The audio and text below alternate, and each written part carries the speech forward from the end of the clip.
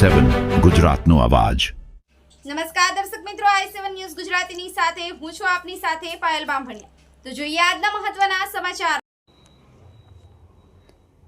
ઝાલોદ તાલુકાના પ્રાથમિક શાળાની ભૌતિક સુવિધાઓ ઉપલબ્ધ કરાવતા 1 કરોડ 17 લાખના ખર્ચે તૈયાર કરેલું જોવા મળે છે।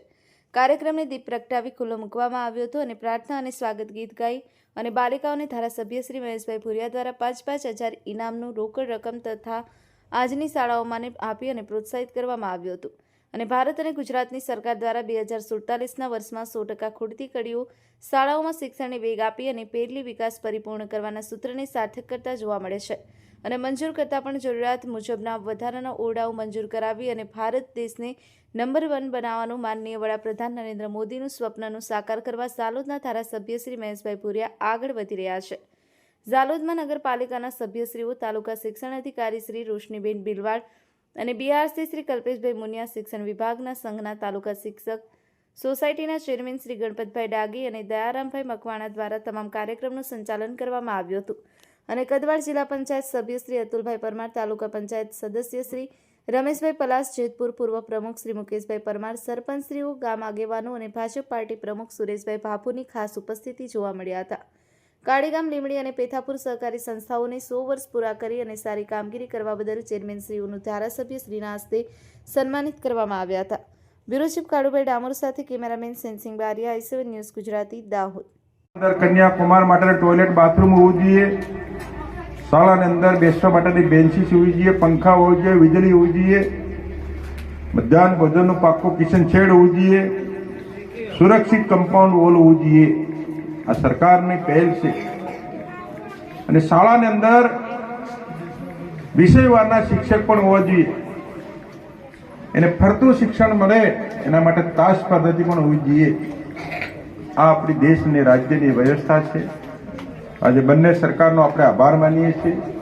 આ સરકાર છેવાડાના માનવીને જે શહેરની અંદર વિકાસ થાય, શહેરનો જે શિક્ષણ મળે એ છેવાડાના ગામડાવાળા વિદ્યાર્થી ભાઈ બહેનોને પણ શહેરની સમકક્ષ શિક્ષણ આપવાનું કામ આ દેશના પ્રધાનમંત્રી નરેન્દ્ર મોદી સાહેબ અને ગુજરાતના લોકપ્રિય મુખ્યમંત્રી ભૂપેન્દ્રભાઈ પટેલ સાહેબ, આપણા બંને શિક્ષણ મંત્રી પદુમનસિંહ વાજા સાહેબ, રાષ્ટ્રકક્ષાના શિક્ષણ મંત્રી યુવાબા જાડેજા સાહેબ અને આપણે સૌ સાથે મળી આપણા ગામની અંદર પ્રાઇમરી, અપર પ્રાઇમરી શિક્ષણ માટે શાળામાં શું ખૂટતી સુવિધા છે, શાળામાં વિશેષ શું કરી શકીએ, શાળામાં શું સુવિધા વધારો કરી શકીએ, એના માટેનો આપણે સાથે મળી અને કન્યા કેળવણી શાળા પ્રેસ મહોત્સવ હોય કે માસિક, ત્રિમાસિક, છમાસિક આપણી શૈક્ષણિક મૂલ્યાંકનની બેઠકો થતી હોય ત્યારે આપણે એનો વિશેષ ભાર મૂકતા હોય છે કે અમારી શાળામાં આટલા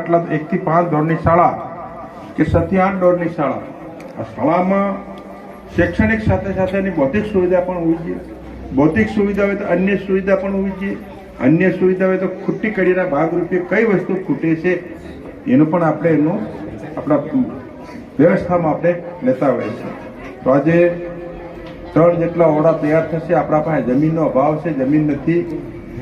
મેં સરપંચ શ્રી શાંતાબેન અને રાકેશભાઈની પણ વાત કરી છે કે આ જમીનના દાતા છે તો આપણને થોડા અંદર આવવા માટે સીસી રસ્તો રાકેશભાઈ આપે તો એને આપણે પણ એની સુવિધા કરી આપીશું, સીસી રસ્તો કરી આપીશું અને જમીન માલકની દાતાને કહો એના ઘરે પણ સુવિધા જોઈએ એને પણ એક વિકાસના કામનું જે પણ માંગણી છે કામ આપણે મંજૂર કરી આપીશું।